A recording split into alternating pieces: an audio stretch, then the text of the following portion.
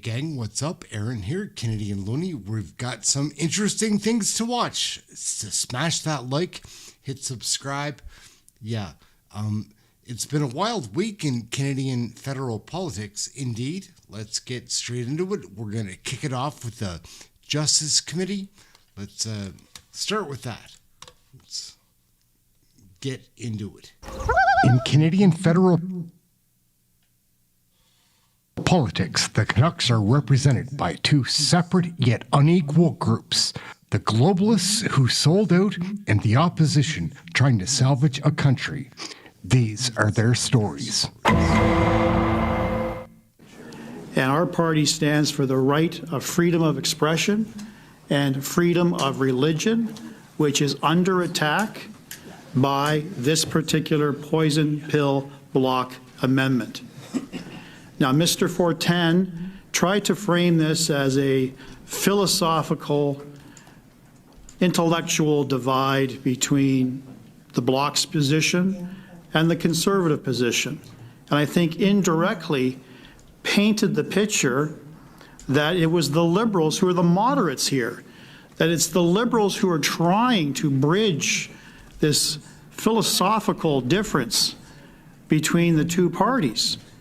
And I've said this numerous times, and I think it bears mentioning again.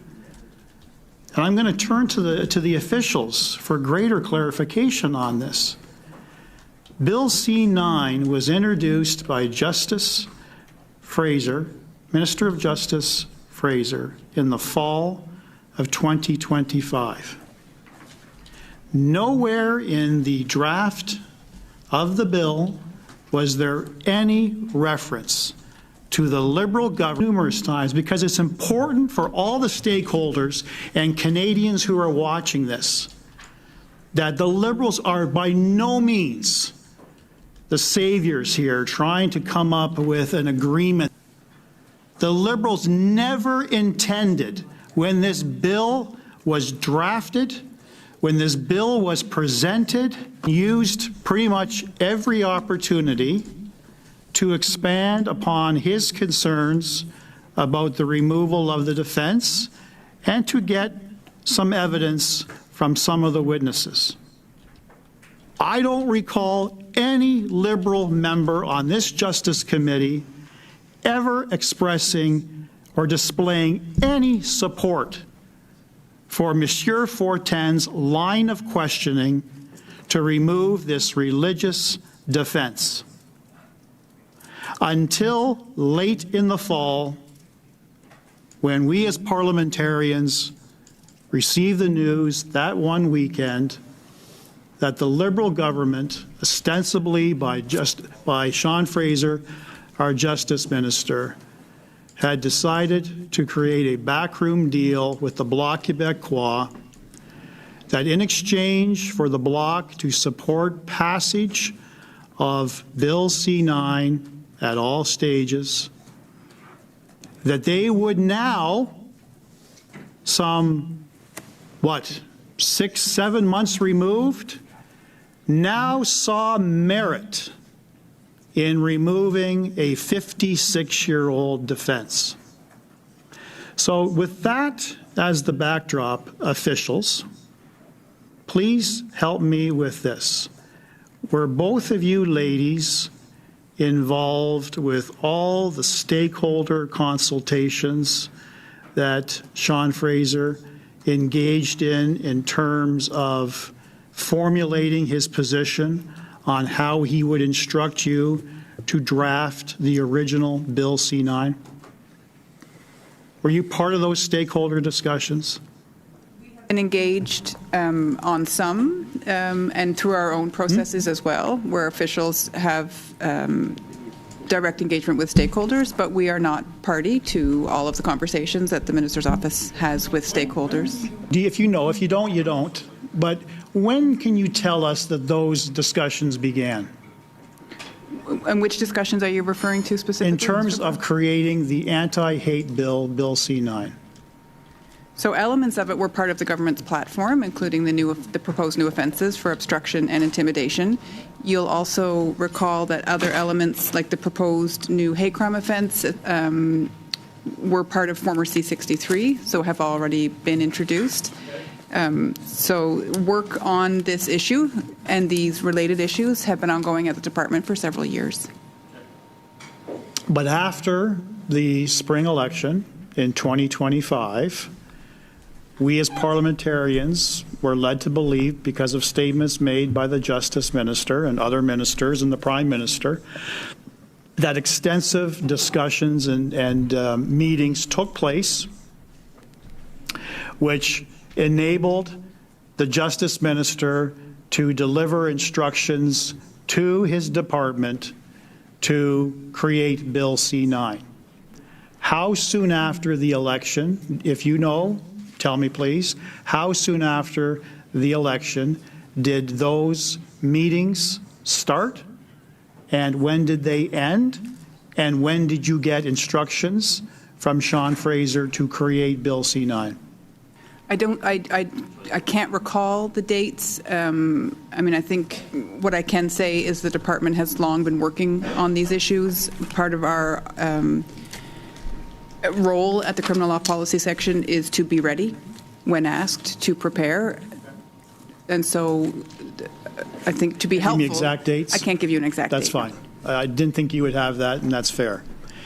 But is it also fair to conclude that some of those stakeholder discussions, whether they be in person, whether they be Teams or Zoom, or simply exchanging correspondence, also included stakeholders from the province of Quebec? Mr. Brock, sorry we interrupt, but we have a point of order. Sorry, I have a point of order, Mr. Chair. Yeah. I don't know where the line of questioning is, how that is related to Mr. Lawton's sub-amendment. I think that we're still on Mr. Lawton's sub-amendment with regards to removing the last line of my for greater clarity, certainty clause. Is it not, Mr. Chair? That's a fair point of order, Mr. Brock. Perhaps you could bring it back in. Yeah, that's all. Yeah. I've got lots to ask and lots to say. I'm just trying to understand the pertinence of this questioning on consultation, and if officials were on consultation process, how that is related to Mr. Lawton's sub-amendment. I'll get to that, but I'm not going to be put on a clock by you, Ms. Latanzio, or anyone else. The back and forth, it's a fair point of order, Mr. Brock. We have to keep it relevant, so carry on. Fair enough. So I think I formed the question before I was interrupted with a point of order. Any discussions whatsoever with stakeholders from the province of Quebec? I can't recall specifically. I can say generally that the department, at the very least, does have broad opportunities to consult with all provinces and territories. Okay. Do you recall, if you were party to these discussions or received information from the Justice Minister, of any stakeholders prior to the creation of Bill C-9 specifically asking for the removal of the religious defense as contemplated by the Block Amendment? Yes or no? I think what I can say to that, Mr. Brock, in the interest of being helpful, is that we have been aware at the department for a long time that the good faith religious defense exception has been of concern for various stakeholders, and that there are various views on it. And I think to bring it back to your opening remarks, you will see that and you know this, that when C-9 was introduced, as you indicated, it was not part of the proposed legislative package. Because it wasn't a priority for the Liberal government at that time. I can't speak to the priority. I can tell you it wasn't part of the C-9 package. If it were a priority, common sense would indicate that we would have saw some reference in Bill C-9 from the Liberal government telegraphing a removal of the religious defense, that the religious community in Canada has enjoyed for 56 years, a law that was created by a Liberal Prime Minister, Pierre Elliott Trudeau, in 1970. Sorry, question? I'm just... No, it's, okay. I'm putting a statement on the record. Okay, we'll ask questions, but I just wanted to put that on the record. Thank you. Were you privy then to the change in direction that the Liberal government made in late fall of 2025 to agree with the Bloc that they would seek the removal of this defense? Were you consulted beforehand? And I'm not asking what the opinion was, so don't claim solicitor-client privilege, but were you asked to Mr. Chair, provide point a of legal order. opinion? Mr. Brock, we have a point of order. Ms. Latanzio. Mr. Chair, again, a question of relevance. We're not discussing, or the questions to officials Okay, for relevancy, are I'm not. going to go back Just to the, Mr. to the Brock, sub-amendment I'm from going Andrew Lawton. to hear the point of order, Okay. Mr. Brock. Go ahead, Ms. Latanzio. Again, the questions or comments being made to officials or to this committee have nothing to do with Mr. Lawton's sub-amendment. And it is very clear what is happening before our eyes yet again. So, again, Mr. Chair, can we just keep the questions or the comment relevant on Mr. Lawton's sub-amendment? Yeah, I think we all agree on that, and I agree that the individuals here are responsible for drafting based on instructions, Mr. Brock. So Well, maybe we can keep that in mind. Yeah, sure. Well, Thank you. Carry on. officials, were you involved in the drafting of Ms. Latanzio's amendment? Of the legislation, I said. Of this particular amendment that we're discussing today? Sure, so C9. there's my relevancy link, okay? So you have been involved with drafting. Bill Not- C9 is what I said, sorry. Exactly. Yeah, and then Right. we continue to provide support to our minister's Absolutely, office so as there requested is on my various path issues. of relevancy, all right? So Ms. Latanzio can continue to interrupt for the next 15 minutes. I'm not going to prevent her from doing that. That's her absolute parliamentary right, but it's also my right to ask relevant questions. And relevancy is subjective because I have the right to ask questions that allow me to put a foundation before you before I actually talk about the merits or lack thereof of Ms. Latanzio's amendment. Sorry, can I clarify? Was your answer that you were involved in drafting the legislation but not the amendment, correct? To clarify, my answer was that we were involved in the drafting of the bill, and that following the introduction and to the committee study of the bill, we continue to provide support to the minister's office on the parliamentary process. Support. Thank you. Okay? And by extension, support could also include aiding with the drafting and the specific language used in Ms. Latanzio's amendment known as 11.1 sub 1. Correct? So I'm mindful now of maybe where we are on the line of solicitor-client privilege, and I am aware of Asking as well you as for the parliamentary advice you privilege. gave. So I think the only way I can answer that is just to continue to reiterate that we do support the minister's office in this area. And the minister's office, by extension, includes his parliamentary secretary, correct? I mean, presumably, but we don't see that distinction all the time. So our direct correspondence is with the minister's office. I get that, but there's one parliamentary secretary assigned to every single minister of the government.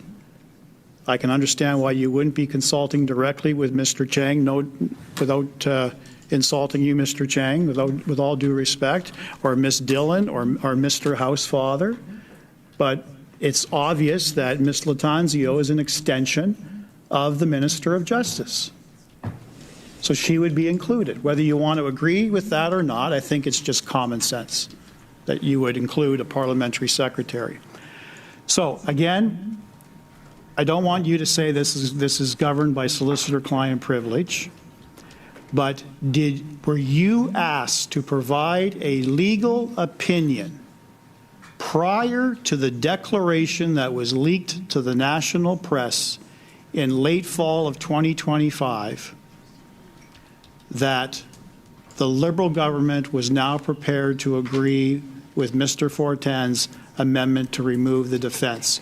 Were you consulted yes or no, Point d'ordre, by the Monsieur le Minister of Président. Justice. Mr. Fortin has a point of order.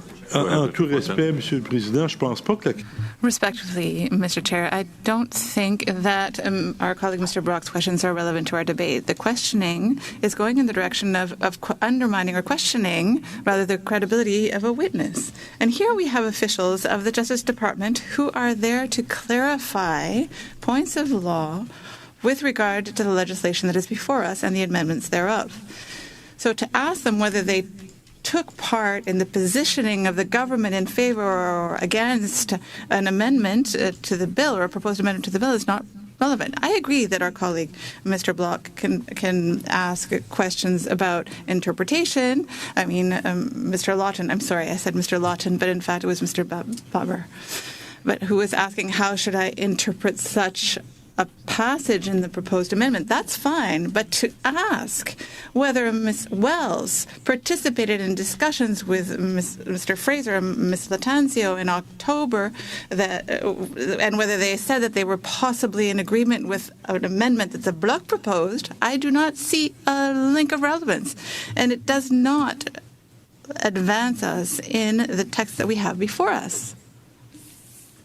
Mr. Brock, I'm inclined to agree, with Mr. Fortin, rather. I mean, you can ask questions about their interpretation of the language that we're discussing. You can ask them questions about the drafting of the bill, but getting into discussions they had with the minister and, by extension, the parliamentary secretary, we're treading on dangerous ground, and it's, in my opinion, it's not relevant. So if you could sort of maintain those goalposts, I would appreciate it. Thank you. Thank you. Thank you, Chair. I can move on. So I listened very carefully to Mr. Housefather's intervention. And Mr. Housefather essentially said that there's a great deal of misinformation.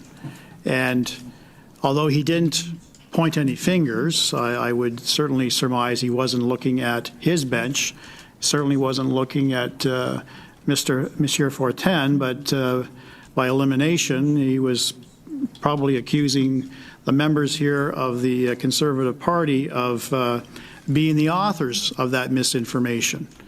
And when challenged, when that comment came out, I raised the comment, and I'm sure Mr. Lawton did as well. We both suggested Mark Miller.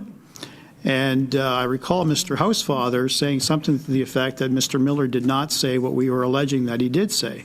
So I actually have the transcript of when Mr. Miller, who's now a minister of this Liberal government, was in your chair, Mr. Chair, and this was a question, a follow-up question after all the rounds had been exhausted to Mr. Derek Ross.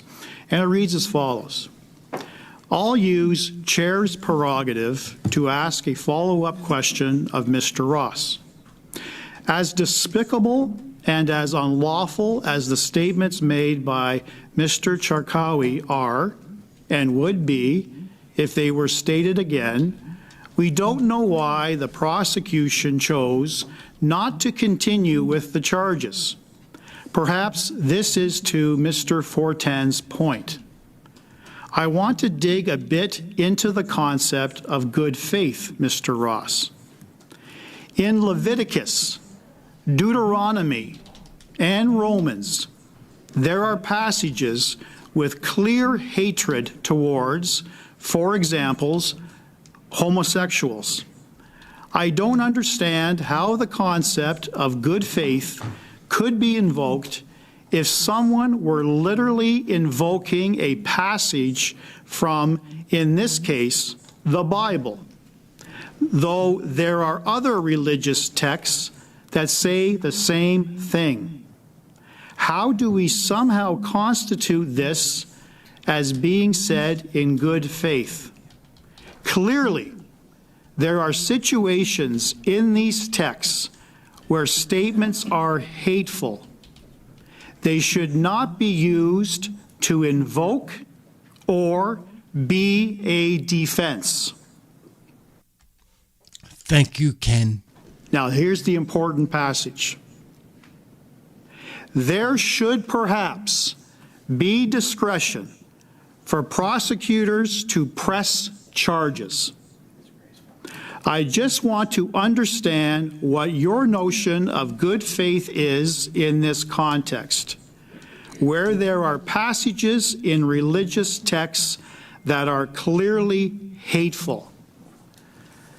That was, Mr. Chair, before the agreement was reached between the Liberal government and the Bloc Quebec. We'll come back to that. We're going to cross over to question period now. I think it's starting to heat up. So we'll, again, it's always with the Bloc here. Let's see if we can get past that. Here we go. The Honourable Member for Mont-Saint-Bruno-L'Acadie.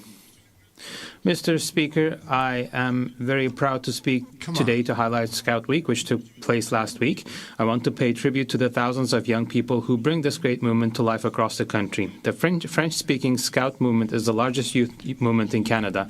It brings together nearly 10,000 young people and more than 3,000 dedicated volunteers. Scouting is more than just outdoor activities. It is an environment that helps young people gain confidence, become independent, and help others. I would also like to recognize the remarkable work of the groups in my riding of Mont-Saint-Bruno-L'Acadie, which bring together more than 75 young people. I invite all of my colleagues to join me in wishing all of our young people a wonderful Scout Week. Thank you, Mr. Speaker. Member for Saskatoon South. Thank you, Mr. Speaker. The people of Saskatchewan have shown the country what generosity truly looks like through the incredible tradition of the Kinsman Telemiracle Telethon. Telemiracle brings communities together to raise funds for life-changing medical equipment, mobility supports, and specialized care in my province. Saskatchewan residents have helped to raise over $171 million since 1977. Starting tomorrow, the 22-hour telethon kicks off, marking a half-century of entertainment and fundraising. Congratulations, Telemiracle, on 50 years as a true Saskatchewan treasure. Where are we going? Higher! Saskatchewan, get ready to ring those phones.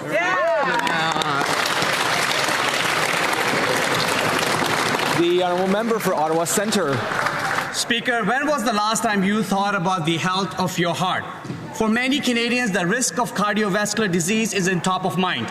But the 1 Million Canadian Hearts campaign, led by the Ottawa Heart Institute, located in my riding of Ottawa Centre, is hoping to change that. As part of their activities to mark 50 years of operation, the Heart Institute has launched this campaign to screen 1 million Canadians for cardiovascular disease risk factors. This work will raise awareness, enable early treatment, and ultimately save lives. Founded by Dr. Wilbur Keon, 50 years on at the Ottawa Heart Institute, they are celebrating a legacy built on innovation, compassion, and relentless pursuit of excellence. Congratulations to everyone who works at the Ottawa Heart Institute on their 50th anniversary. Thank you. The Honourable Member for Yorkton Melville. Speaker, a perfect storm is brewing on Canada's prairies, and this Liberal government is refusing to act. The exploding population of Richardson ground squirrels and farmers' loss of strychnine to control them spells disaster for the upcoming growing season. Widespread infestations have led to severe damage to croplands and pastures. By removing a tool that farmers have used for generations, they're being forced to resort to far worse alternatives. These ineffective methods of gopher control are resulting in economic losses, more injury to livestock, and a crisis for farm and food sustainability. The Liberal Agriculture Minister made a commitment to farmers that he support the application of strychnine for emergency use. The Prime Minister promised to change the mandate for the Pest Management Regulatory Agency to consider the cost of food in all regulatory decisions without putting health and safety at risk. Speaker, these promises have not been fulfilled. Canada's farmers are calling on the Liberals to support farmers' choice in pest management and approve emergency use of strychnine for provinces that request it. The Honourable Member for Saint-Boniface-Saint-Vital. Mr. Speaker, I would like to highlight the 57th edition of the Festival du Voyageur, which has concluded in Winnipeg. Created to honor the heritage of the voyageurs and celebrate the Francophone community in Western Canada, this festival embodies a spirit of courage, solidarity, and pride. The voyageur spirit is that of builders who come together despite the winter to celebrate their culture and pass it on with passion. For nearly 60 years, this event has brought together thousands of people around music, history, gastronomy, and impressive snow sculptures. This year, despite the cold, more than 70,000 festival goers answered the call. More than 200 artists performed on stage, from the Grand Francophone opening to the Valentine's Day and Louis Riel Day. The Festival du Voyageur remains the largest cultural event in Manitoba and Western Canada. I would like to extend my warmest thanks to the organizers, artists, and volunteers. Hee-haw.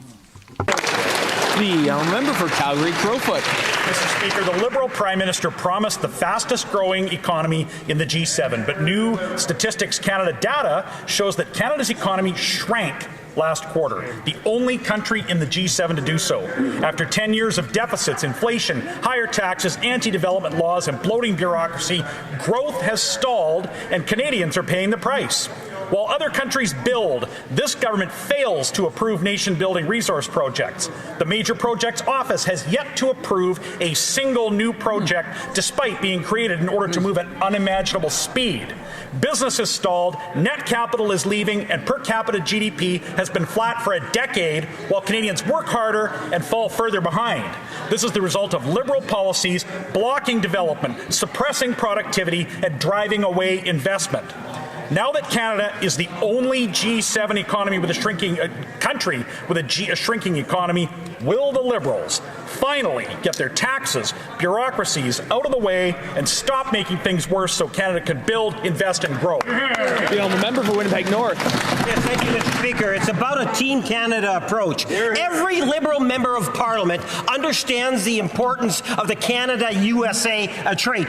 Every Liberal member of Parliament. Now, we have a Conservative member of Parliament, while the leader of the Conservative Party is trying to reset his trade position. You have a Conservative member of Parliament that travels to the USA, meets with the President, meets with the Vice President, and what does he come back saying? Well, let me quote. Canada is shooting itself in the foot with anti-American hissy fit on trade.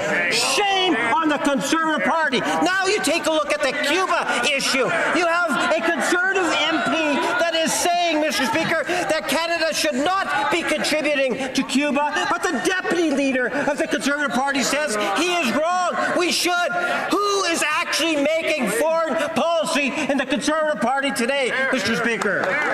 Oral questions, questions oral. The honourable member for Leeds, Grenville, Thousand Islands, Rideau Lakes.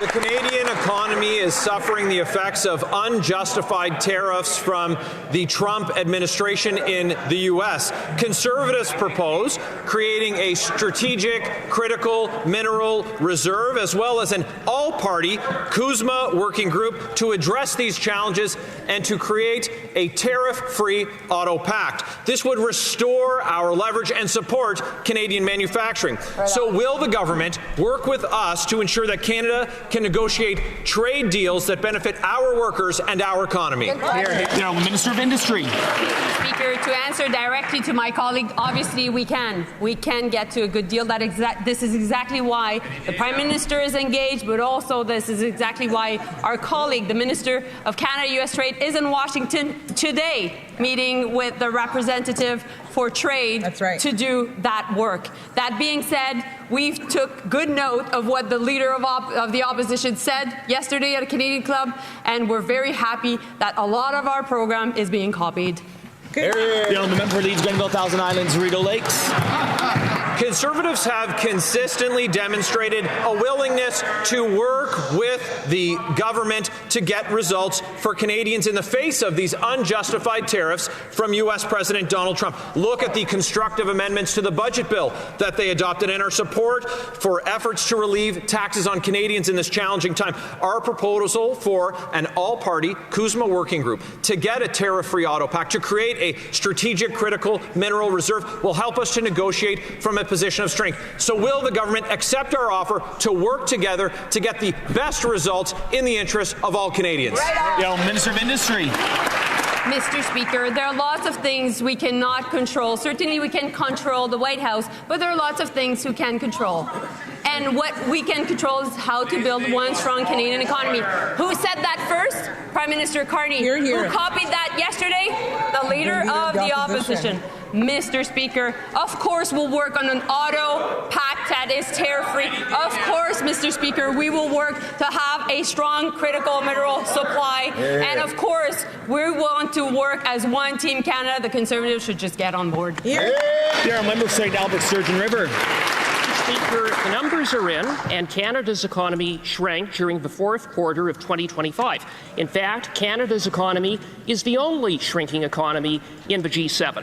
The Prime Minister promised to build the strongest economy in the G7. Instead, he's delivered the weakest. So, in the face of that, will the Prime Minister accept any responsibility for the dismal state of Canada's economy? The Honourable Prime Minister, Minister of Citizenship and Immigration. It's always interesting when the Conservatives cite reports, they only cite part of the report. Of course, it's unfortunate that we saw a contraction of 0.6% in real GDP. What else does the report say? It says that consumer demand is up. It says that domestic business investment is up. Beyond that, my colleagues very well read, I'm sure you read Bloomberg yesterday, the highest foreign direct investment Canada has seen since 2007 at almost $100 billion. A major nation-building project is exactly what this country is engaged in to bring jobs and purchasing power. We will achieve exactly that. The Honourable Member of St. Albert, Sturgeon River. Speaker, here's the reality. Under this Prime Minister's watch, more investment dollars have left Canada than come in. That's right. Meanwhile, the Prime Minister has doubled down on the worst policies of Justin Trudeau. Higher taxes, inflationary spending, and the same anti-development laws. Not a single major project approved. Right. So with a record like that, is it any wonder that Canada has the worst economy in the G7? The Honourable Parliament Secretary. Well, the apparent new trade critic, I don't know what he is, foreign affairs critic from Oshawa Bowmanville talks about a hissy-fit doctrine of the Conservative Party. What is this government doing under the Prime Minister's leadership? Forging new trade relationships, forging new investment opportunities. We see the result in terms of foreign direct investment in a nation-building agenda that will lead, as I said, to new jobs, the purchasing power that comes from that. Along the way, we know that those results are not immediate, of course. We are cutting taxes for Canadians. We are continuing to put in affordability measures. We will continue to be there for the people of this country. It's a serious agenda for a serious time. The Honourable Member, Bellechasse-les-Etchemins-Lévis. Well, Mr. Speaker, the Liberals promised the strongest economy in the G7. Statistics Canada data released this morning confirms the opposite, the failure of their approach.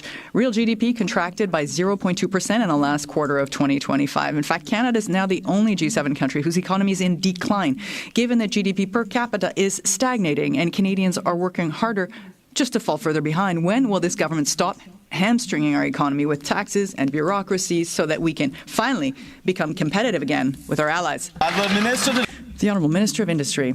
Thank you very much. I have a great deal of respect for my colleague, but I'd correct what she was saying because, in fact, we've created more jobs than the U.S. last year. 189,000 new jobs, which is more than in the U.S., and yet the American economy is 10 times bigger than the Canadian economy. In fact, our exports also increased to Europe by 31%, Latin America, Africa, Asia, and we are a destination for foreign direct investment, which is incredible, which is why we're attracting so much investment to Canada. The Honourable Member for Bellechasse-les-Etchemins-Lévis. My data is current. Today's reports show an alarming trend for the third consecutive year. Government spending is artificially propping up GDP while business investment is declining. In the auto sector, production has fallen by half since the Liberals. Thank you. On the flip side, that's incredible. That's too much. Appreciate it, though. That's, whoa. Took office, threatening thousands of jobs. In fact, projects are stalled and capital is fleeing this country. When will this government cut red tape to give Canadian entrepreneurs some breathing room? The Honourable Parliamentary Secretary. Thank you, Mr. Speaker. As my colleague mentioned, perhaps it would be wise to read an entire report when you quote from it, and to realize that in the fourth quarter of this year, internal demand was very high. That's domestic demand. Foreign investment has resumed, and the only negative point was the drop in inventory. Usually when inventory drops, it means in the next quarter, production will resume and pick up steam. So we can say that we are going strong. The Honourable Member for Berthier-Masquinongé. Mr. Speaker, just imagine retiring only then to not receive your old age pension for 9 months. This is the kind of problem that 85,000 people are experiencing here because of the CURAM software. 85,000 is the figure dating back to the end of January. The minister has not updated these figures yet. We hope the situation has improved, but on Monday, the president of the Professional Institute of the Public Service said he feared that millions of people would eventually be affected. When will there be a public and independent inquiry into this fiasco before it gets any worse? The Honourable Parliamentary Secretary to Labour. Mr. Speaker, with all due respect, I would recommend that he read the Auditor General's report on the modernization of benefits, or even read testimony from public accounts. Of course, we are working to address the backlog, but we have to remember this is the largest digital project ever undertaken by the Government of Canada. The Honourable Member for Berthier-Masquinongé. Mr. Speaker, I hope so, given these figures. It's so costly. 85,000 victims of CURAM errors, and perhaps more. We just don't know. $5 billion in cost overruns, and the Liberals keep repeating that there is no problem. But we're looking at those reports that she's telling us to read. This is precisely why the National Assembly is unanimously calling for an independent public inquiry into federal computer programs once and for all. We will find out why there are citizens who are harmed, who they are, and cost overruns. Clean things up once and for all, where there be an inquiry. We've been at this all week. Let me try to correct the member opposite's assertions. There is no cost overrun. The first phase of this project is on track with respect to modernizing old age security. There are other phases of work still to come, similarly to modernize EI and Canadian Pension Plan benefits. The Auditor General has looked at this. The Public Accounts Committee has looked at this. The government provided a response to this House based on the Parliamentary Committee's report. Let's stop sowing confusion on this and get back to the facts, please. The Honourable Member for Jonquière. Mr. Speaker, Lithium, a Quebec company, will be bought by Americans if Ottawa fails to invest $30 million by March 3rd. 4 days, that's how much time we have left to avoid losing another company in our industry, this time to an American rival heavily subsidized by Washington. The battery recycling market expected to reach $70 billion by 2040. It's worth the investment. Abandoning a Quebec company to the Americans because of a lack of federal action is exactly the opposite of the Prime Minister's election promises. Will the Liberals finally support Lithion? The Honourable Minister of Industry. Thank you. Thank you, Mr. Speaker. Look, we've had conversations with the company. Of course, the company is facing financial difficulties. The government of Quebec has decided not to go ahead to support this company, but we believe in this battery industry, and we also believe that Lithion has significant assets in keeping with our strength in the area of critical minerals. So I've already worked with the Bloc Québécois on this to find solutions, and we will find solutions. Better.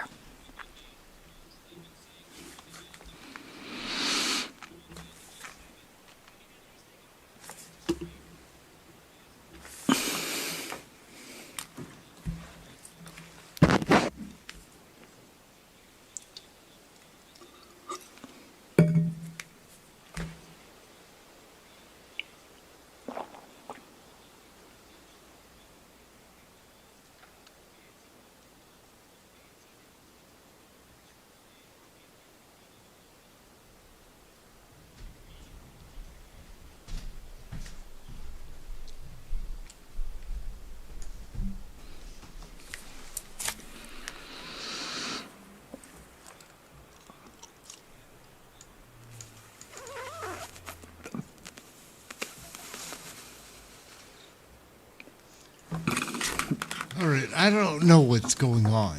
Like, where did their audio go?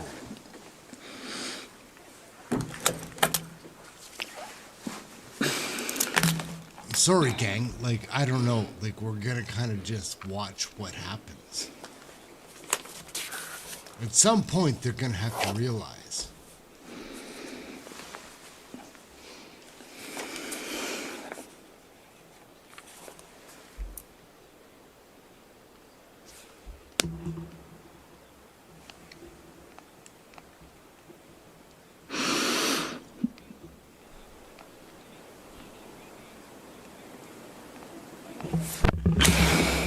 How long can this go on, do you think? Like, it's too bad. Kyle Seaback is a great speaker. Seaback is sloppy. We're missing this.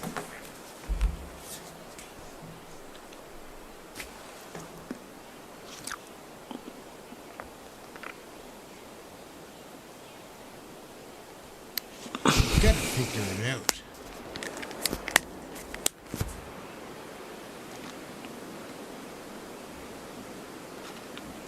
It's so weird, guys. I don't know what else to do. Like, we're gonna kind of just watch this till this farce ends. It sounds kind of like we're listening to a CPAC employee eating a chocolate bar, like not doing their job correctly.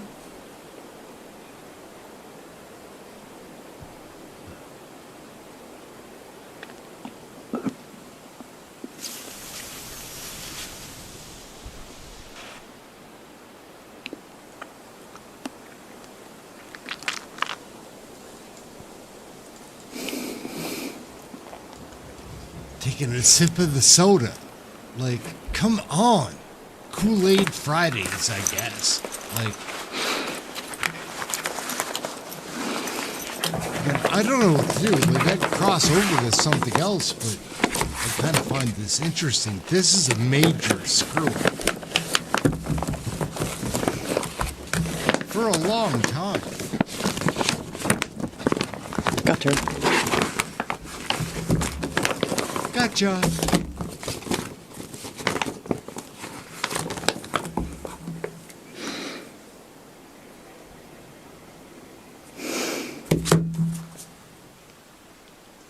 What is this?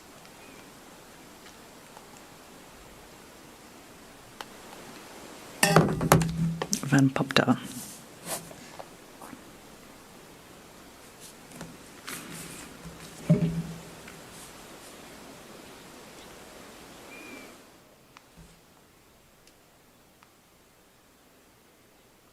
We think someone has their microphone open can have hope for a better future. Yeah, finally. The Honourable Parliament Secretary. Mr. Speaker, once again, as I said earlier, my colleague also said it earlier, when one reads a report from Statistics Canada, one should read the whole report. What we find out in today's report is that for the year 2025, for the whole year, economic growth in Canada was 1.7%, plus 1.7%. That makes it the second fastest in the OECD area. And on top of that, we created more, in absolute terms, more jobs here than in the US. No, we are not falling apart, Mr. President. The honourable member. In Northern Ontario, once a prosperity for young Canadians, has become the source of economic anxiety for over 60% of millennials. Chapleau in my region, a logging, mining and rail town, where young Canadians chased opportunity, now stand as an example of the affordability crisis facing our youth.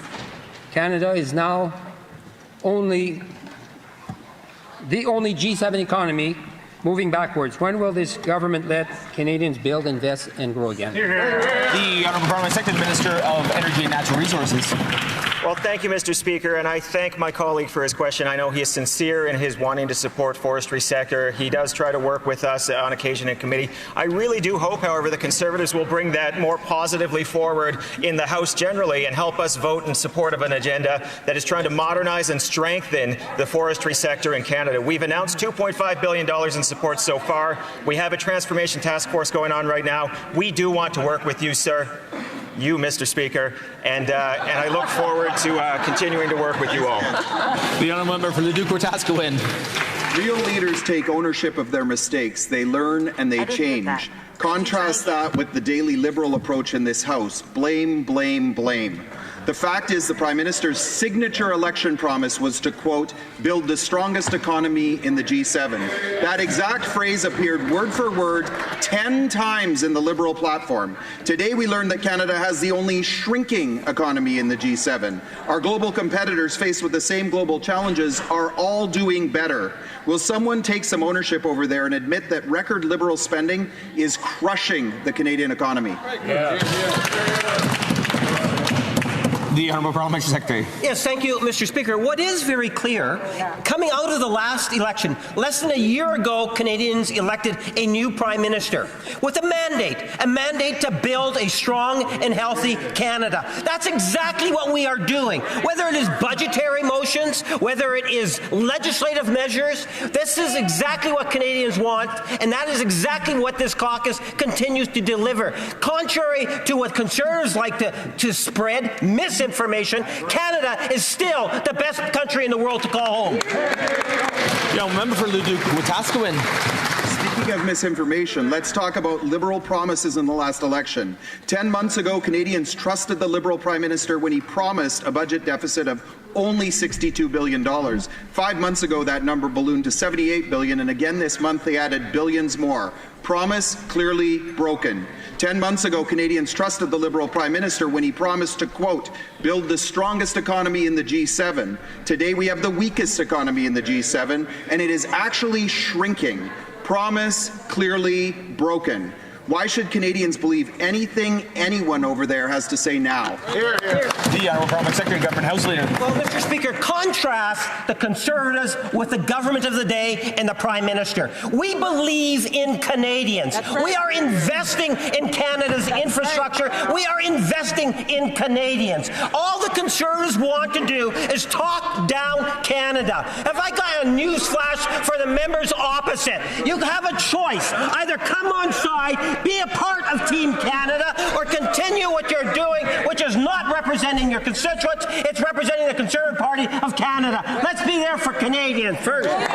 Just remind the experienced member to address his questions through the chair. The Honourable Member for Beauharnois-Salaberry-Soulanges-Huntington. Mr. Speaker, the government has announced a grant program for the transportation of Canadian steel that targets only rail, excluding maritime transport. However, our ship owners have historically shipped hundreds of thousands of tons of steel per year. These flows are actively being threatened by the lack of support. Interprovincial maritime transport is essential to supply chains, and Transport Canada's mandate is precisely to promote an integrated transportation system. Will the minister correct this inconsistency and include domestic maritime transport in this program? The Minister. The Honourable Minister of Industry. Why not? I have a great deal of respect for my colleague. I know she works her files really diligently, and she represents her riding where maritime transport is very important. I'd be happy to work with her on these important matters. We are also looking for ways, of course, to transport steel throughout the country as we further develop significant major projects here in the country, and we will work with the Minister of Transport on this matter. So I'd be happy to work with her. Following question period. The Honourable Member for Beauharnois-Salaberry-Soulanges-Huntington. Mr. Speaker, here at the Port of Valleyfield, Desgagnés Logistique is at risk of losing customers because Transport Canada has decided to create unfair competition between rail and maritime transport. The federal government is jeopardizing ports, jobs, and entire logistics corridors. If the minister recognizes the importance of maritime transport and the hundreds of thousands of tons of steel that depend on it, can he make a clear commitment to add a domestic maritime component to the program and with a concrete timelines? The Honourable Minister of Industry. Thank you, Mr. Speaker. My colleague knows full well that if that specific company has financial issues, we can work together through Economic Development Canada for the Quebec region that I am responsible for to support the company. That said, yes, I would be happy to look into this matter with the Minister of Transport to find a solution that matters for people in Valleyfield. Thank you. Murray Cold Lake. Child poverty in Canada has risen for the third consecutive year. In 2025, nearly 30,000 more children fell below the poverty line, according to the latest Child and Family Poverty Report Card. The progress our country once made is not just slowing, we're going backwards. Behind every statistic is a child going without, a family stretched beyond its limits, and parents forced to make impossible choices. When will the Liberal government reverse the rise in child poverty, reduce the cost of living, and strengthen our economy so Canadians can afford basic necessities? The Honourable Parliamentary Secretary. Well, Mr. Speaker, that same report mentions how our government's investments in the Canada Child Benefit, in dental care and child care, are helping families lower their cost of living. Mr. Speaker, I welcome the Conservatives in this question because it gives me an opportunity to talk about the supports that we have in place to help all children. One child in poverty is too many, but that's why we have Mr. Speaker, if I may. Mr. Speaker, that's why we have a Canada Child Benefit that is tax-free. A majority of the recipients of that are lone parent families. 90% are single moms. Those are the kind of supports that this government is putting in place and enhancing while those Conservatives continue. The Honourable Member for Fort McMurray, Cold Lake.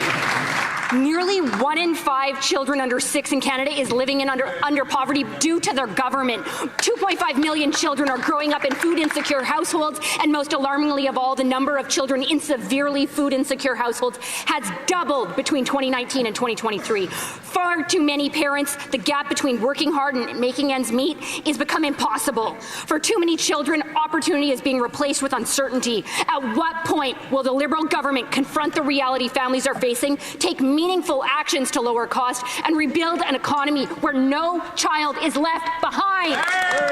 The Honourable Parliamentary Secretary. Mr. Speaker, we should all be outraged about child poverty, but what we actually need are concrete plans, and that's why this government, when we bring forward plans like the National School Food Program, like affordable childcare, it would be nice to have the support of the members opposite in passing those programs. Why has it been so difficult for us to have a permanent national school food program in this country?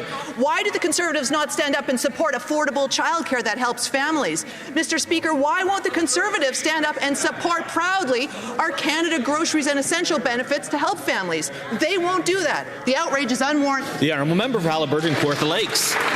Thank you, Speaker. For nearly a decade of this Liberal government, child poverty is rising for the third straight year. Nearly 30,000 more children have fallen below the poverty line, and almost 1 in 5 children are now living in poverty. Families are not just struggling, Speaker, they are falling further behind. Why, after many years, 10 years of higher taxes, higher deficits, higher inflation, are Canadian children worse off under this government? Hear, hear. Order. We'll just have the cross conversation just to tone it down a little bit. The Honourable Parliamentary Secretary. Well, Mr. Speaker, it would be excellent for Canadians to also ask why, after so many years, these Conservatives continue to vote against the very programs that are supporting families in need, the most vulnerable families in our country, and our kids. Why won't they support a national school food program that we've put in place that's going to help 500,000 kids coast to coast? Why won't they support making it permanent? Why won't they support affordable childcare, which is helping nearly 1 million kids across this country get early learning in childcare? These are the type of programs that support families and support our kids, but somehow the Conservatives won't stand up and support these programs when they get the chance. Member from Haliburton, Kawartha Lakes. This government fails to realize is that when people are better off, when they have more money in their pockets, they don't need endless government programs. They have a responsibility to provide for their own families through good jobs. But yet we have a cost of living crisis. We have more children, 30,000 more children living in poverty. There are so many insecure households, food insecurity households in this country. It's doubled, and now working parents can't even afford food on the table. How much worse does it have to get before this Liberal government lowers costs, fixes the economy, and lets Canadian families keep more of what they earn? The Honourable Parliamentary Secretary, the Minister of Citizenship and Immigration. There are children living in poverty in this country, and we have an opportunity to fight for them. This government supports the Canada Child Benefit because it goes to 6 million kids. 3.5 million families get the Canada Child Benefit, but the Conservatives have never supported it. Childcare, we support it. They do not. What about pharmacare, the beginnings of it? That helps families too. We support it. They do not. When it comes to the school food program, the honourable member across the way called it garbage a few months ago. Have we forgotten that? Mr. Speaker, it's a hard time. Let's have the backs of Canadians pursuing serious agendas, not games. The member from Similkameen, South Okanagan West, Kootenay. When are the Liberals going to realize these programs aren't working? I was recently approached by a young mom who told me how hard it's become to feed her children. It was heart-wrenching. I see her face now when I hear child poverty rose for a third straight year in Canada. Nearly 30,000 more children fell below the poverty line. When will this Liberal government end the trend of child poverty getting worse every year? The Honourable Parliamentary Secretary, the Minister of Housing and Infrastructure. Thank you very much, Mr. Speaker. It's really ironic for them to talk down our programs when they don't even have a plan. Not only that, they're voting against every solution that we are putting forward to ease the burden of families and put more money into the pockets of Canadians. The dental plan, the groceries benefit, affordable childcare, national school food program. No one really believes that the Conservatives are there to protect the most vulnerable. Let's be serious, Mr. Speaker. I enjoin them to work with us for real solution. Thank you. Hear, hear. The Honourable Member for Brampton Centre. Mr. Speaker, Cancer can upend lives in an instant. Every Canadian knows someone, be it a friend, a family member, or a colleague, who has faced a cancer diagnosis. It is a disease that touches far too many families across our country. Even some members of this House have sadly faced that news themselves. We all understand the importance of prevention and early detection. Can the Parliamentary Secretary to the Minister of Health update the House on what the government is doing to strengthen cancer prevention and ensure more Canadians benefit from early detection? The Honourable Parliamentary Secretary and the Minister of Health. Thank you, Mr. Speaker. I thank the honourable colleague for this question. My mom is a cancer survivor, and I know what it's like when a loved one goes through cancer treatments. We also know that prevention matters. Up to 40% of cancer cases could be prevented. That's why I'm proud that our government announced $41 million for groundbreaking cancer prevention research. Through the Canadian Institute of Health Research and partner organizations, we are supporting 19 teams whose work will save lives, build a healthier Canada, and make sure we get to spend more time with our loved ones. The Honourable Member from Montmorency Charlevoix. Mr. Speaker, the face of poverty is changing. Today, it looks like single mothers who are skipping meals to buy nice clothes for their children so they don't get made fun of at school. Field trips have become a luxury, and families are going into debt so their children don't get left out. This is the result of 11 years of Liberal policies. Families don't want pity. They don't want government handouts. They want to be able to take care of their children on their own. When will Liberals understand that their radical programs do not work and change course so that every child can live a life of plenty? The Honourable Parliamentary Secretary. Mr. Speaker, my colleague spoke about radicalism. Well, the Conservatives are showing radicalism right now. We believe that the state has a role to play to reduce poverty through social programs. We strongly believe that social programs are important and that they contribute to improving the lives of families. I suppose Conservatives would like to get rid of them. That would make things even harder for families. The Honourable Member from Montmorency Charlevoix. Despite all of these well-intended Liberal programs, child poverty has increased again for a third straight year. Almost 30,000 more children fell below the poverty line. 1 in 5 children under 6 are living in poverty. 2.5 million children are living in food-insecure families. In Montmorency, Charlevoix, families are having trouble paying rent, and our community organizations are being overwhelmed. Why, after so much massive spending and historic deficits, are our children losing access to resources and facing food insecurity? The Honourable Parliamentary Secretary. Mr. Speaker, poverty is a problem in general, and especially poverty affecting children. Food insecurity is a very important and concerning issue, and that is why I invite the colleagues across the way to work with us to reduce poverty by increasing economic growth, creating good jobs that lead to good paychecks. But if we cut social programs, things will be even worse, Mr. Speaker. Central Rockies. Mr. Speaker, Liberal policies have made child poverty worse. The Child and Family Poverty Report Card shows child poverty rising for a third straight year. Nearly 30,000 more children are falling below the poverty line, almost 1 in 5 children under age 6 now living in poverty. The number of children in severe food insecure households doubled between 2019 and 2023. When will this Liberal government stop making child poverty worse, start caring about family food affordability, and create a working economy so Canadians can afford to live? The Honourable Parliamentary Secretary, Minister of Public Works. Mr. Speaker, I would like to draw attention to the fact that there is no government in history who has done more to support families across this country. Whether that is introducing $10 a day, affordable, high-quality childcare for almost 1 million families in this country, whether that is introducing the National School Food Program. Mr. Speaker, we have been there for families, and we will continue to do so. Thank you. The Honourable Member for Regina Wascana. Obviously, if those programs were working, then we wouldn't have so many children living in poverty. Yeah! Mr. Speaker, Mahatma Gandhi once said, the true measure of any society can be found in how it treats its most vulnerable. So it's unfortunate that child poverty in Canada has risen for the third year in a row. More than 800,000 children in this country are currently living in poverty, and that number has more than doubled since 2020. When will this Liberal government reverse the trend of child poverty getting worse under their watch and create an economy where Canadians can afford to live? Great. The Honourable Secretary of State Rural Development.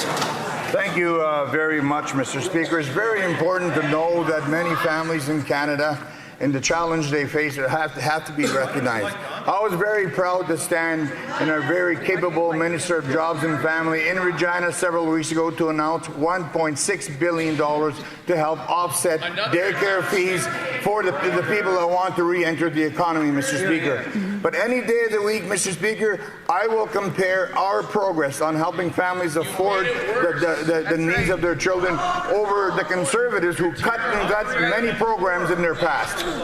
The Honourable Member for Northumberland Clark. Mr. Speaker, the poverty has risen for children for the third year in a row. Nearly 30,000 more children are falling below the poverty line this year. 1 in 5 children under the age of 6 now live in poverty. Mr. Speaker, if this doesn't cause the Liberals to act, I don't know what will. When will these Liberals finally meaningfully address the affordability crisis and limit their inflationary spending and get rid of all taxes on food? The Honourable Parliamentary Secretary. Mr. Speaker, before I came on this side of the House, I was so excited when the child food school program was put forward. You know why? I grew up in a First Nations community amongst the many kids that lived in the poverty line. You know, and I go down to my community center, I watch kids go into our community center, they get a breakfast, they get a lunch, they go to school with full bellies. When I graduated from high school, I was one of very few that graduated from high school. Now we're seeing kids graduate in record numbers in my community. And I have no doubt it's because of the nutritious breakfast and lunches did they get? Thank you, Mr. Speaker. The honourable member for Carleton Trail, Eagle Creek. While the minister continues to deny issues with their software system, Curum, tens of thousands of Canadians have been impacted by the Liberals' botched update. Cases are backlogged, benefits are delayed, and seniors are left paying the price. The program, which was set to cost less than $2 billion, has ended up costing $5 billion more. Why do Liberal programs always massively exceed their projected costs? And why are seniors forced to pay the price for Liberal incompetence? The Honourable Parliamentary Secretary. Mr. Speaker, let me try to correct some of the members' assertions today. There is no cost overrun on this project. It is the first phase. Project is on track with respect to modernizing old age security. When this project is complete, as it is now delivering benefits on time and accurately for over 7.7 million seniors, we're going to see that this new modernization is actually there to support Canadians in some of our largest benefit programs for the next generation. It was entirely necessary, and the Conservatives should know this because there was a 2011 report from Public Accounts that encouraged them to start doing the work, which they didn't.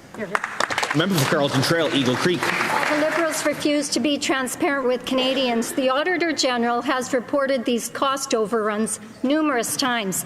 Their attempt at updating an outdated technology has ended up costing Canadians $5 billion more, 3 times more than they projected. The bottom line is this: Canadian seniors deserve better than Liberal excuses and denial.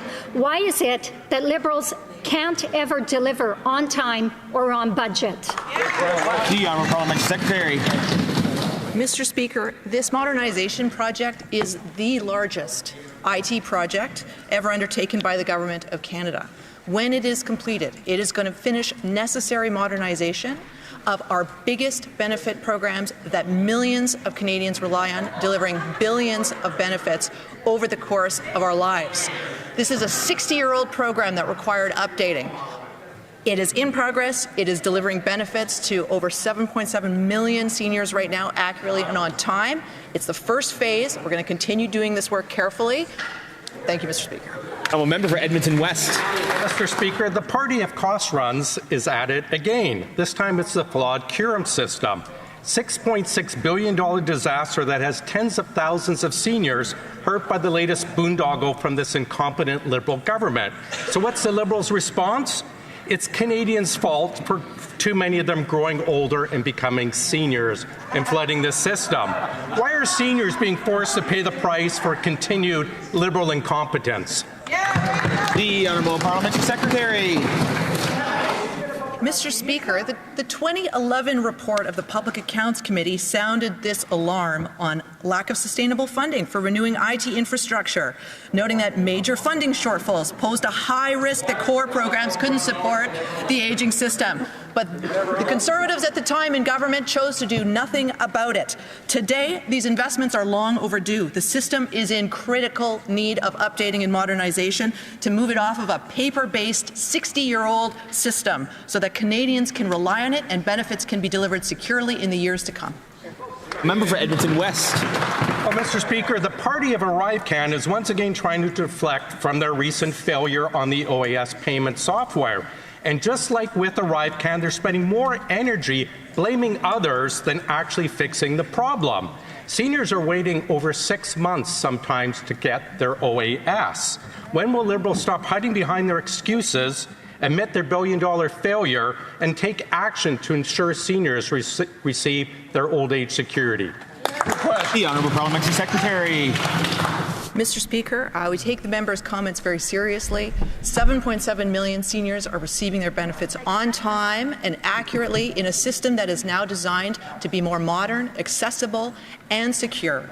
I would encourage the member, as the minister has said repeatedly, if he knows of cases where there's urgent need, we are set up to deal with them in 24 to 48 hours, and we're very happy to do that. Thank you. The Honourable Member for Madawaska-Restigouche. Thank you, Mr. Speaker. Opposition members like to say that our great country is broken. These are not just distasteful comments, they are false ones. Canada has what the world wants: an abundance of natural resources, a qualified workforce, solid, diversified trade agreements. On this side of the House, we believe in Canada.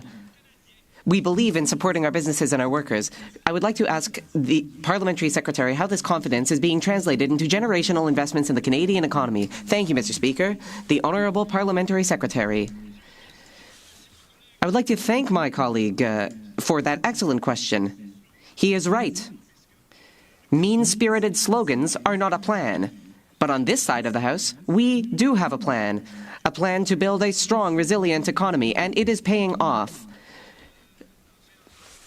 Private investment is up for the fourth quarter in a row, and just yesterday, Statistics Canada announced that foreign direct investment in the Canadian economy has reached its highest level in 18 years. Our plan is working. We have a serious plan, and it is bearing fruit. Mr. Speaker, this government's current system is causing delays for hundreds of seniors who depend on OAS and GIS to pay their expenses. These services are vital to seniors on fixed income. 4 cost overruns were reported by the Auditor General in 2025. Similar incidents persist in every software program they attempt to execute. When will this Liberal government accept accountability for another software system that has failed, costing taxpayers $5 billion? The Honourable Parliamentary Secretary. Mr. Speaker, allow me to try to shed some light on this again for the members opposite. This program is initiative is a phased program. There is no cost overrun. The modernization of our old age security systems is necessary. I think all Canadians would understand that 60-year-old computer programs are outdated, obsolete, and at risk.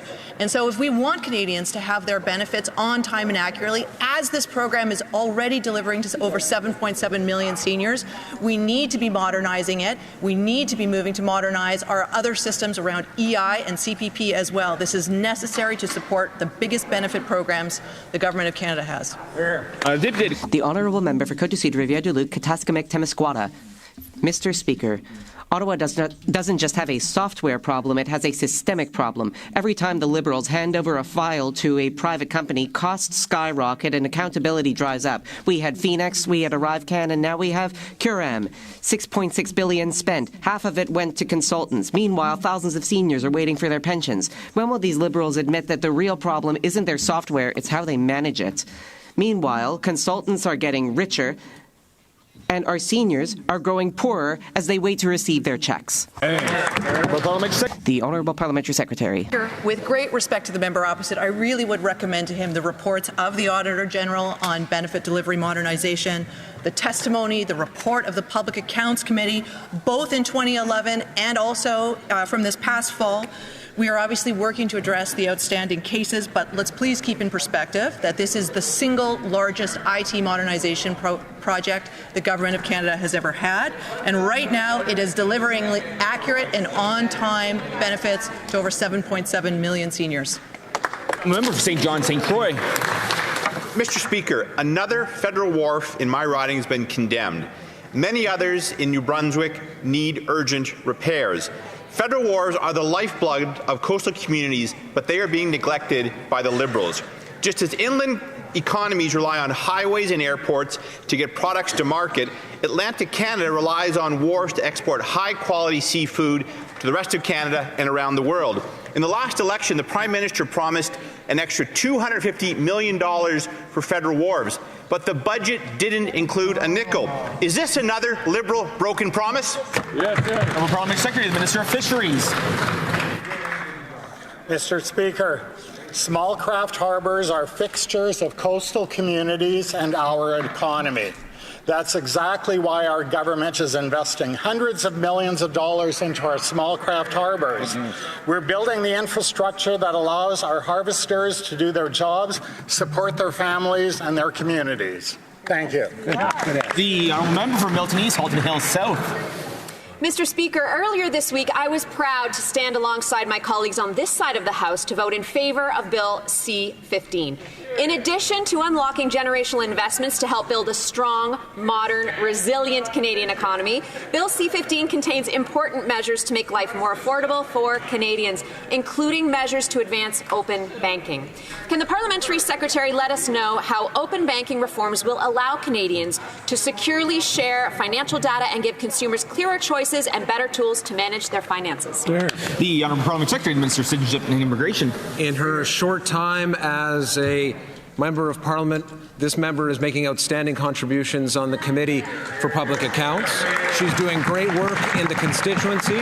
She brings great experience as a former town councillor, and importantly, as a lawyer, she stood up for women who had been abused in domestic relationships. Mr. Speaker, she points to Bill C-15. Of course, its main focus is the economy, but within that bill is a focus also on open banking. The autonomy provided by open banking can help women experiencing violence in relationships. It's another way that we're showing support for people across communities and especially vulnerable populations. We'll continue to do that. I'm a member for Parkland.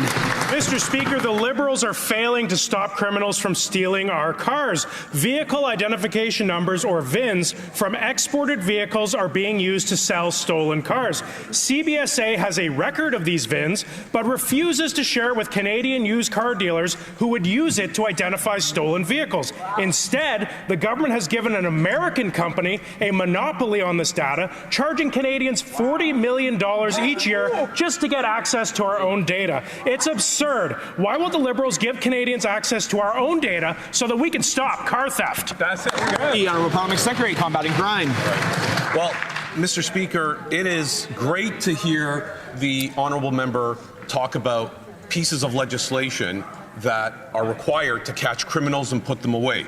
The fact of the matter is, we've had significant pieces of legislation in front of this House for almost a year.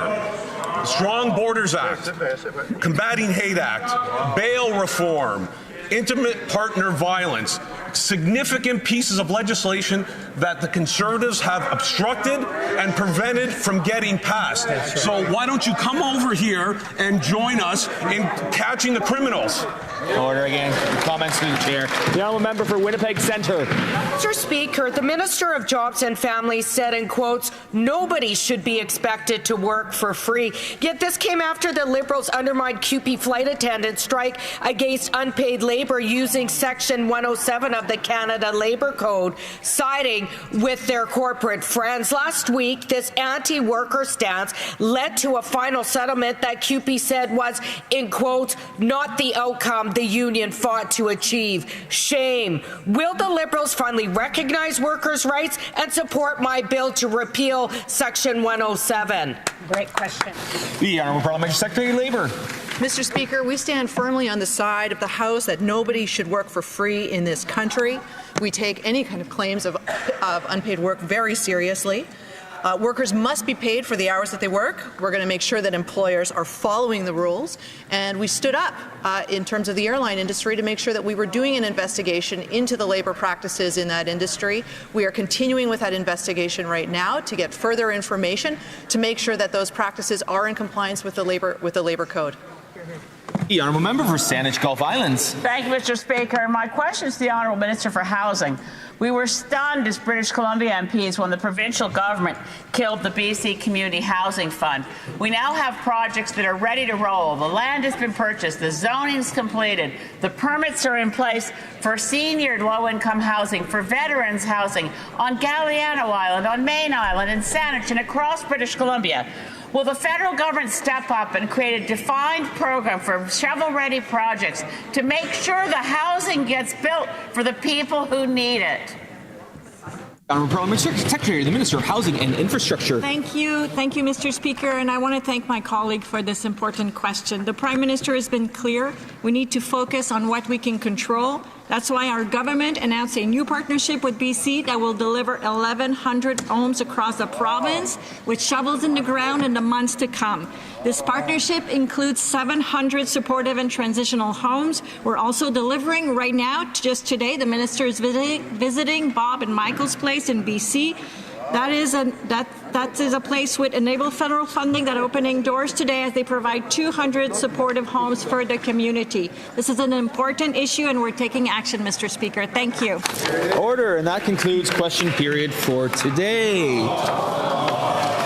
Routine proceedings. Table.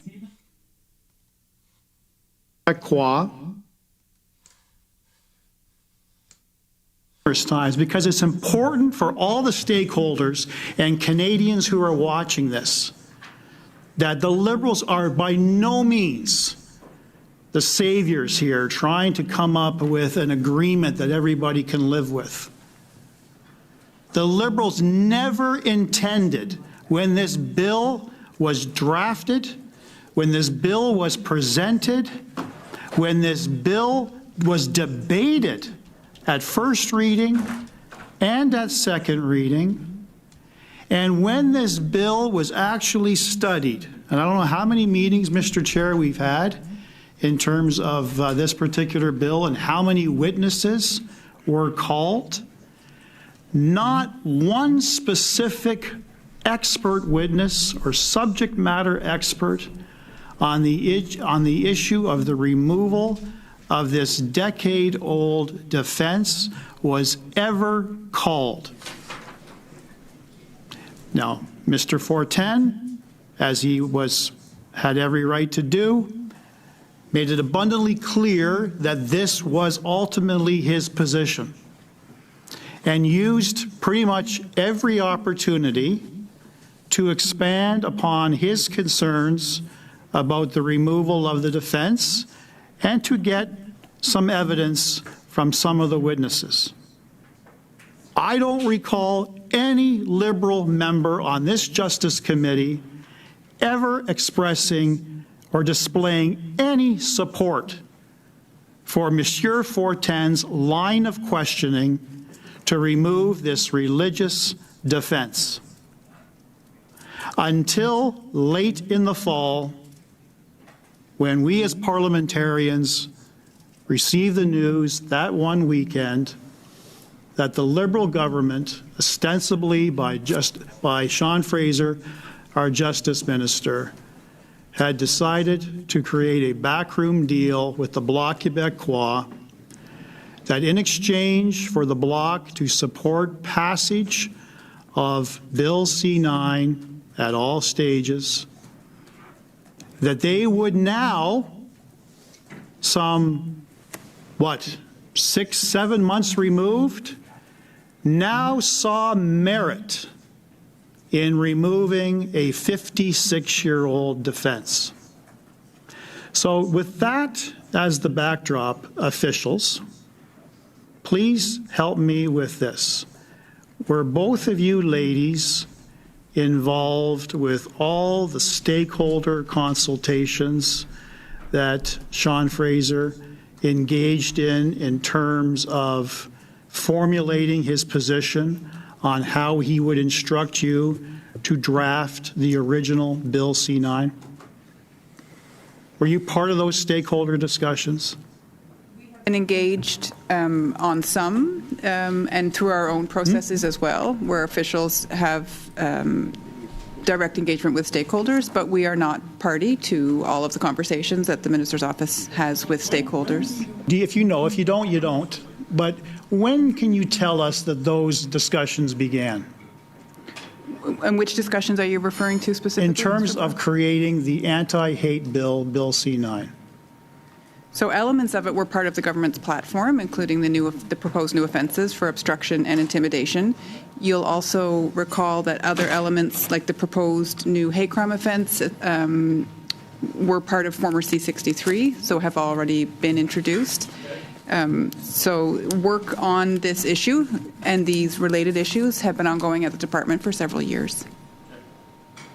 But after the spring election in 2025, we as parliamentarians were led to believe, because of statements made by the Justice Minister and other ministers and the Prime Minister, that extensive discussions and meetings took place, which enabled the Justice Minister to deliver instructions to his department to create Bill C-9. How soon after the election, if you know, tell me please, how soon after the election did those meetings start? And when did they end? And when did you get instructions from Sean Fraser to create Bill C-9? I can't recall the dates. I mean, I think what I can say is the department has long been working on these issues. Part of our role at the criminal law policy section is to be ready when asked, to prepare. And so I think to be helpful. Give me exact dates? I can't give you an exact date. That's fine. I didn't think you would have that, and that's fair.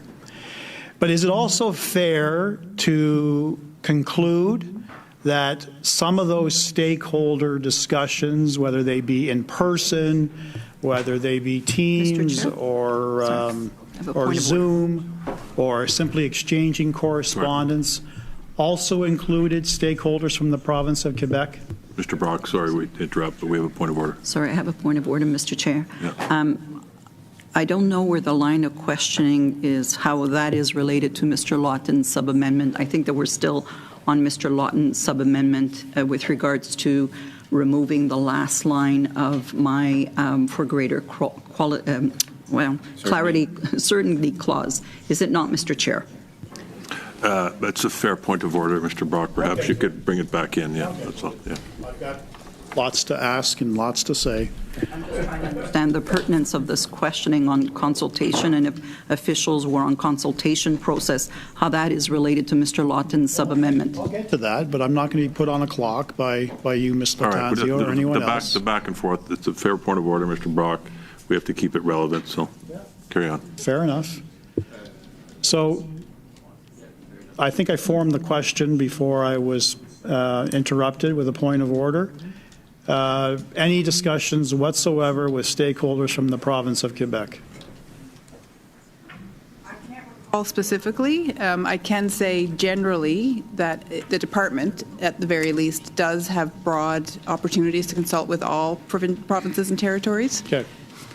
Do you recall, if you were party to these discussions or received information from the Justice Minister, of any stakeholders prior to the creation of Bill C-9 specifically asking for the removal of the religious defense as contemplated by the Block Amendment? Yes or no? I think what I can say to that, Mr. Brock, in the interest of being helpful, is that we have been aware at the department for a long time that the good faith religious defense exception has been of concern for various stakeholders, and that there are various views on it. And I think to bring it back to your opening remarks, you will see that and you know this, that when C-9 was introduced, as you indicated, it was not part of the proposed legislative package. Because it wasn't a priority for the Liberal government at that time. I can't speak to the priority. I can tell you it wasn't part of the C-9 package. If it were a priority, common sense would indicate that we would have saw some reference in Bill C-9 from the Liberal government telegraphing a removal of the religious defense, that the religious community in Canada has enjoyed for 56 years, a law that was created by a Liberal Prime Minister, Pierre Elliott Trudeau, in 1970. Sorry, question? I'm just... No, it's, okay. I'm putting a statement on the record. Okay, we'll ask questions, but I just wanted to put that on the record. Thank you. Were you privy then to the change in direction that the Liberal government made in late fall of 2025 to agree with the Bloc that they would seek the removal of this defense? Were you consulted beforehand? And I'm not asking what the opinion was, so don't claim solicitor-client privilege, but were you asked to provide a legal opinion? Mr. Brock, we have a point of order. Ms. Latanzio.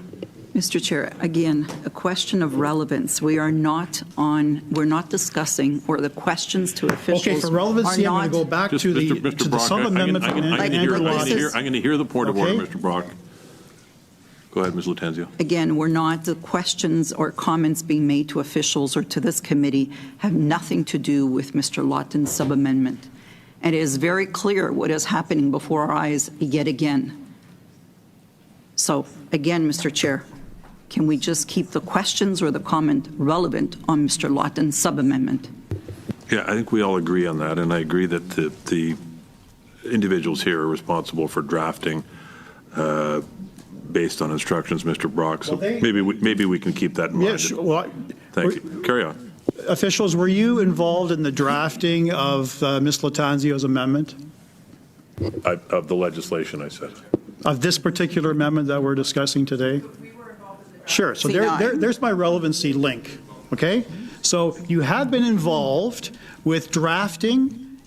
Bill C9 is what I said. Sorry. Exactly. Yeah. And then we continue to provide support to our minister's Absolutely. office. So there is my path of relevancy. All right?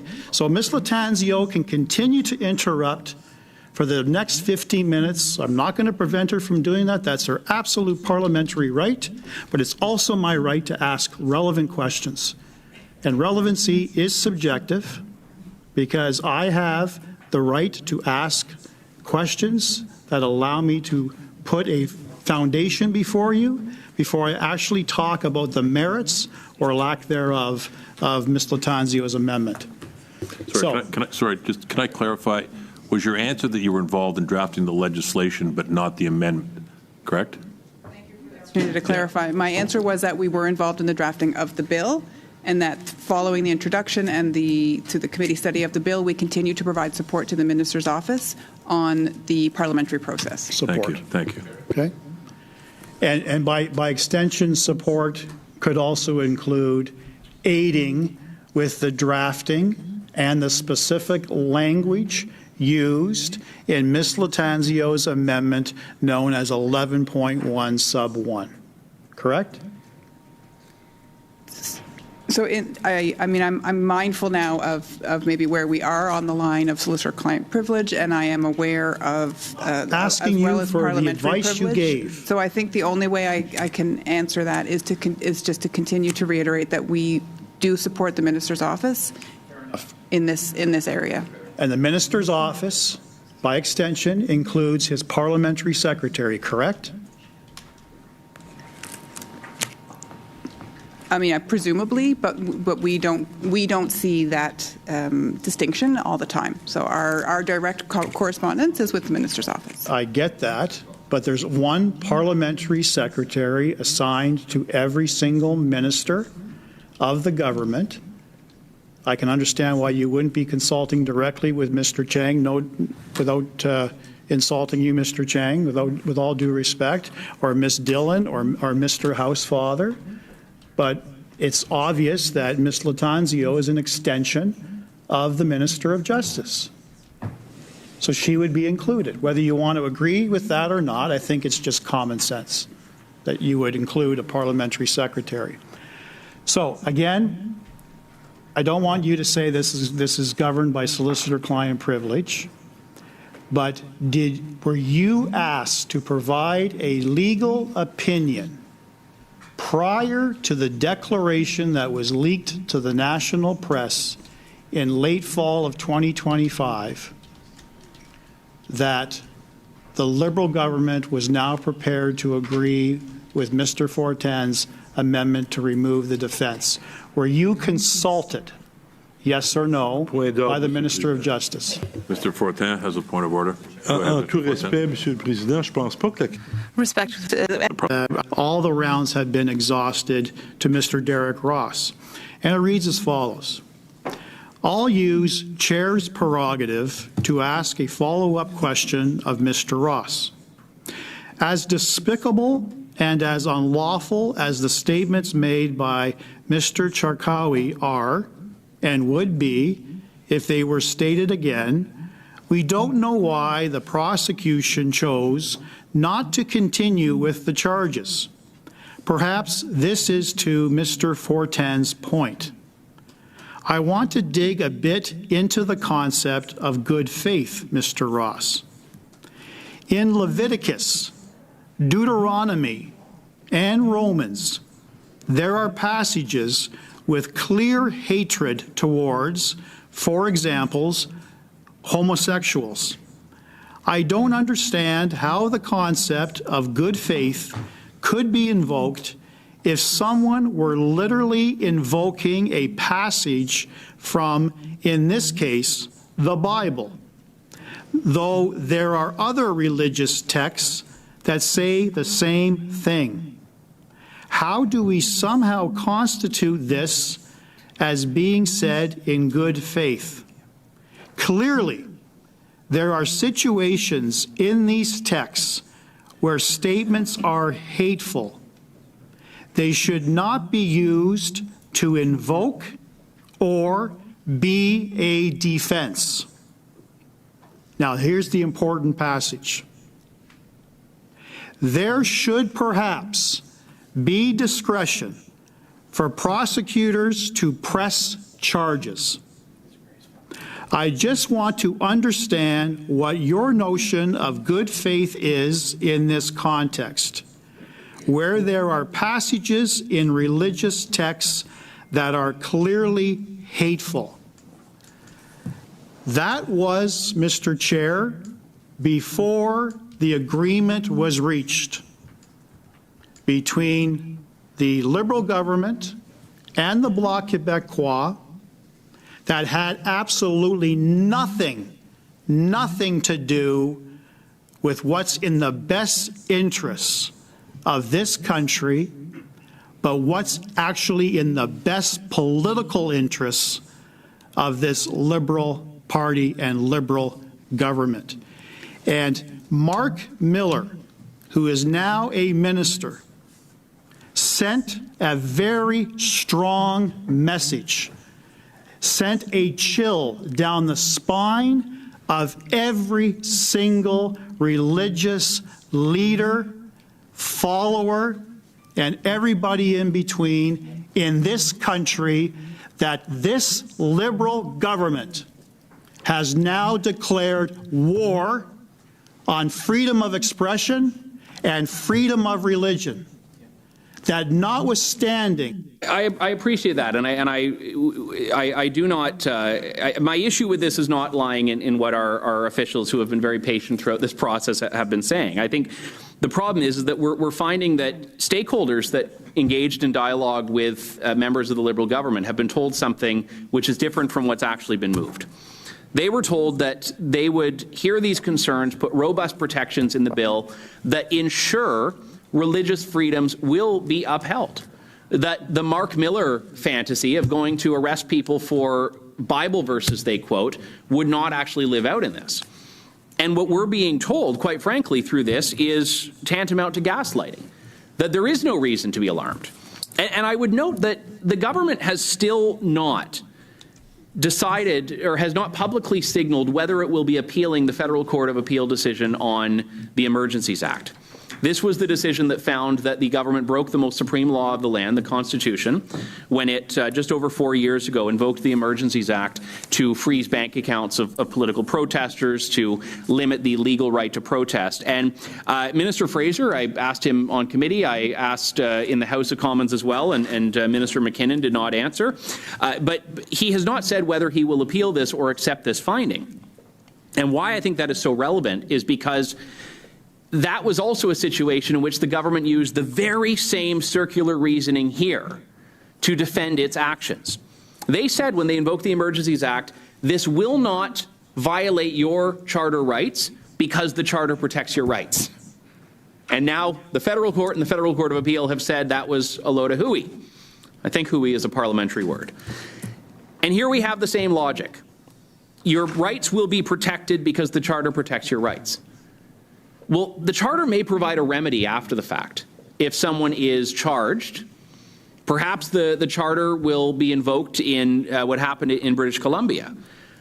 But this government has not earned or warranted the benefit of the doubt when it comes to matters of conscience, when it comes to matters of faith. I mentioned earlier the tremendous work that faith institutions do across the country, including in my riding, and I'd be remiss to not point out that that was put in jeopardy some years back when the Canada Summer Jobs Program was risked by a government amendment, a Liberal government amendment, that forced faith organizations and other organizations to basically forswear certain deeply held religious convictions to get a little bit of help to hire a summer student. We had the recommendation from Liberal and New Democrat members of the Finance Committee in 2024 that was going to remove charitable status from houses of worship. All of that pales in comparison to laws that will threaten prosecution, that will chill freedom of expression and religious freedom for deeply held religious beliefs, which are not protected by this amendment. And we've heard from the government, we've heard from Ms. Latanzio, we have heard from the departmental officials that nothing in this proposed amendment actually strengthens protections. It merely reinforces the status quo. So if the status quo is what's causing people to be concerned, the government's own admission is that there is nothing in this that will address those concerns. So at this time, Chair, I would like to move a sub-amendment, which is that everything after publication or debate in 11.11 be deleted, and everything after publication or debate in 11.12 be deleted. Do you have that in writing? No. I can put it in writing if you'd like to suspend or... Yeah, let's suspend for a moment.